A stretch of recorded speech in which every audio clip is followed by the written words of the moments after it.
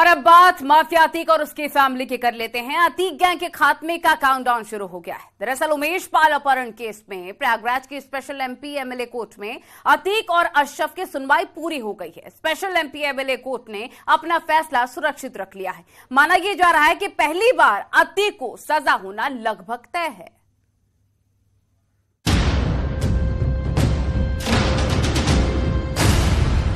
Atiq gang के खात्मे का काउंटडाउन।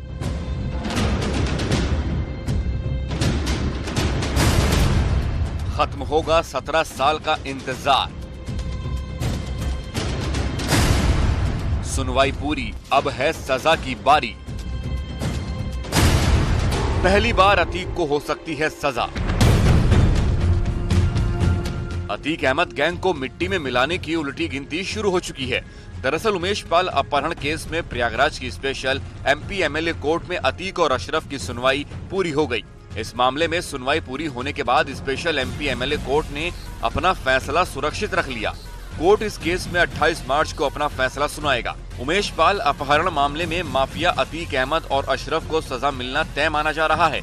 अगर कोर्ट इस मामले में दोषी करार देता है तो दोनों भाइयों को पहली बार किसी मुकदमे में सजा मिलेगी।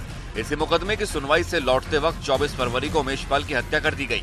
हालांकि हत्या से पहले इस केस में उमेश पाल की गवाही हो चुकी थी। दरअसल साल 2006 में बीएसपी विधायक राजू पाल मर्डर केस के गवाह उमेश पाल का अपहरण हुआ था। अपहरण केस में गवाही न देने के लिए उमेश पाल से जबरन हलफनामा ले लिया गया था। इस मामले में उमेश पाल ने साल 2007 में अपने अपहरण का मुकदमा दर्ज कराया था, जिसमें अतीक अहमद और उसके भाई अशरफ के खिलाफ केस दर्ज कराया था। आरोप है कि अतीक के इशारे पर उसके गुर्गों ने उमेश का अपहरण किया था।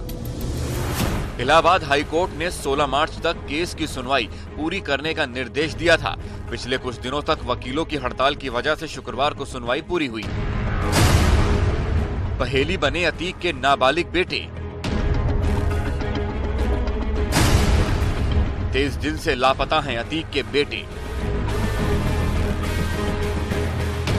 उमेश पाल हत्याकांड के बाद से ही डॉन अतीक अहमद के 2 नाबालिग बेटों का अब तक कोई सुराग नहीं मिला है। मामले में प्रयागराज की सीजेएम कोर्ट ने पुलिस से फिर रिपोर्ट तलब की है। प्रयागराज की सीजेएम कोर्ट में शुक्रवार को सुनवाई के दौरान अतीक अहमद के 2 नाबालिग बेटों के लापता होने के रहस्य से पर्दा नहीं उठ सका। पुलिस ने सीजेएम कोर्ट में रिपोर्ट दाखिल नहीं की, जिसके बाद कोर्ट ने एक बार फिर पुलिस से दोबारा रिपोर्ट तलब की और पुलिस से कहा है कि वो साफ तौर पर ये बताए कि आखिरकार अतीक के नाबालिग बेटों को कहां रखा है। वहीं अब 20 मार्च को एक बार फिर से इस मामले पर सुनवाई होगी। पिछली सुनवाई के दौरान कोर्ट ने सील बंद लिफाफे में पेश की गई पुलिस की रिपोर्ट लौटा दी थी। कोर्ट में पुलिस की तरफ से कहा गया था कि नाबालिग बेटों के पिता अतीक अहमद माफिया हैं और मां शाइस्ता परवीन फरार है। ऐसे में परिवार की दुश्मनी से इनकार नहीं किया जा सकता।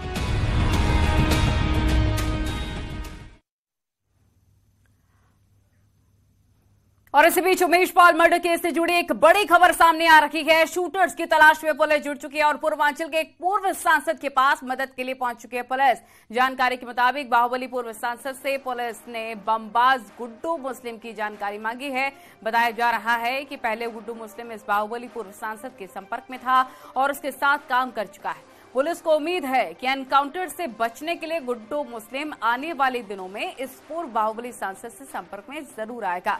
अफसरों ने पूर्व सांसद से कहा है कि अगर गुड्डू मुस्लिम उनसे संपर्क करता है तो वो इस बारे में पुलिस को जानकारी जरूर दें और उसे पकड़वाने में पुलिस की मदद करें। फिलहाल उस बाहुबली सांसद का नाम सामने नहीं आया है।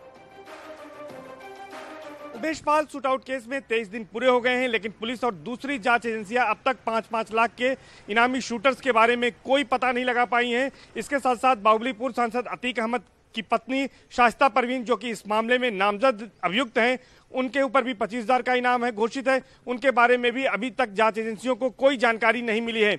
इस बीच सबसे बड़ी खबर यह है कि पुलिस ने अब पूर्वांचल के एक बाहुबली पूर्व सांसद से संपर्क साधा है।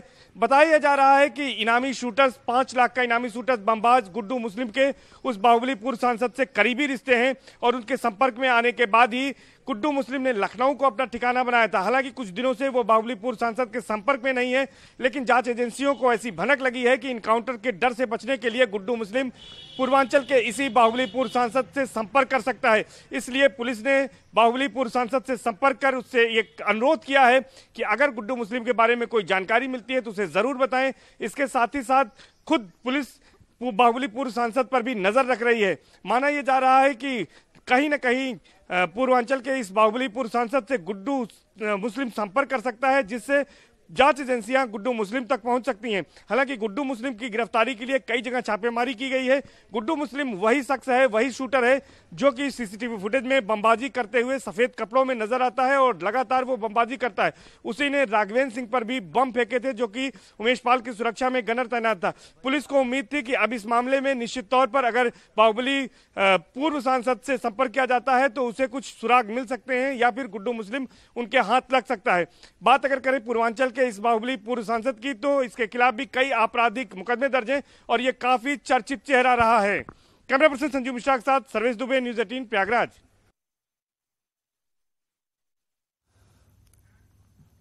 खबरें और भी हैं, लेकिन यहां पर रुकना होगा एक छोटे से ब्रेक के लिए।